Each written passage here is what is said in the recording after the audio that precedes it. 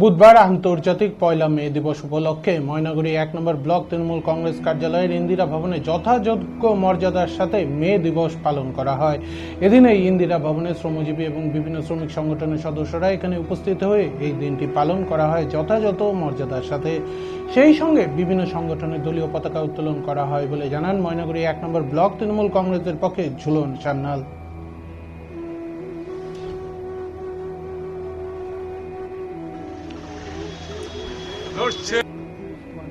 তো স্যার আজকে কি পালন করা হলো শ্রমিক দিবসে কিছু বলবেন? আজকে ময়নাগুড়ি পার্টি অফিসে ইন্দিরা ভবন আন্তর্জাতিক শ্রম দিবস আজকে পয়লা মে। আমরা ময়নাগুড়ি পার্টি অফিসে আজকে মে দিবস পালন করলাম।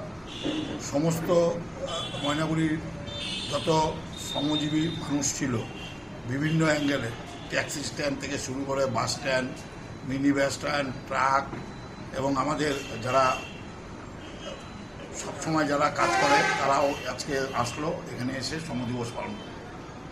সঙ্গে আমরাও ছিলাম, আমাদের পার্টি অফিস থেকে আজকে শ্রম দিবসটা পালন করা হলো।